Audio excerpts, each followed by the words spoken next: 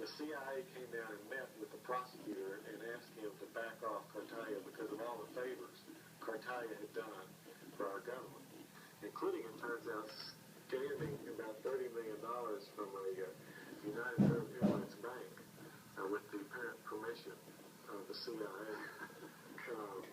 And Cartaya, the Justice Department did not back off Cartaya on that deal. He was convicted, but his sentence was rolled into his IRS sentence. And I don't know how many years, probably going to get a couple of years in jail.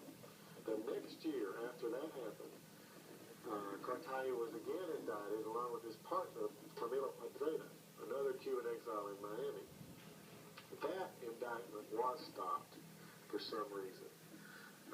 The Justice Department said later it was flawed. But if it's flawed, why are they throwing it up? Camilo Padrena shows up 10 years later as a partner of Jeb Bush, the president's son in Miami. Now, when I found out about Cartaya and also Jefferson Savings, in fact, Lloyd Bentsen had, owned part of that, I called up Benson's office to ask him about it. I got his press secretary, Jack DeVore.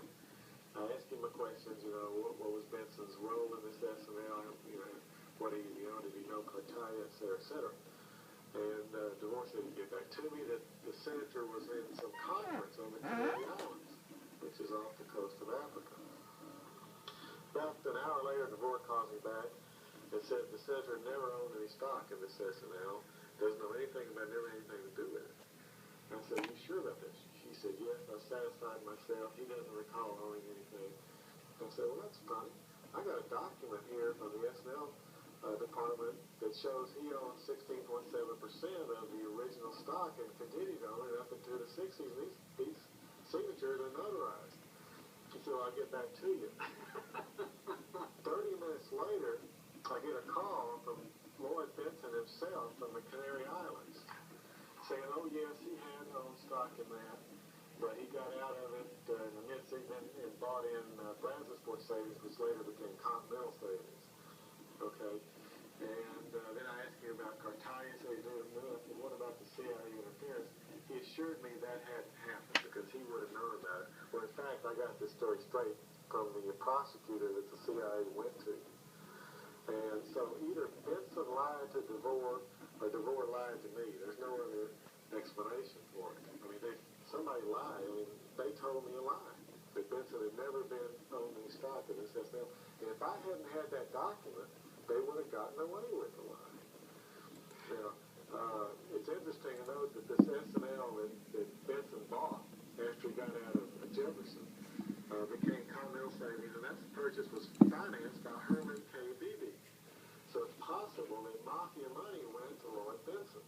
Now, when I asked DeVore about that, he said they didn't know that Beebe was financing Kelly, so had no knowledge Kelly got owned it, whether this was my money or not. In fact, it was. Well, didn't Bentsen also later when he was running as vice president, didn't he put the kibosh on any investigation or statements in any of the debates about the SNLs? Isn't that part of your book, too? Yes. Well, in 1988, the country knew we had an SNL problem. We didn't know the extent of it.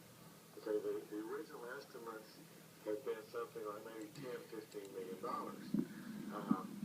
The Republicans, of course, Bush had the investigation dismantled. And as a result, Cartaya was just convicted on income tax charges. At that very same time, he comes and buys Jefferson Savings from the Bentsen family, okay, and proceeds to loot it and run drug money through it. When the Justice Department came in to investigate Cartaya, was brought in by the Texas regulators and Art Lizer, who was the chief SNL examiner for the state.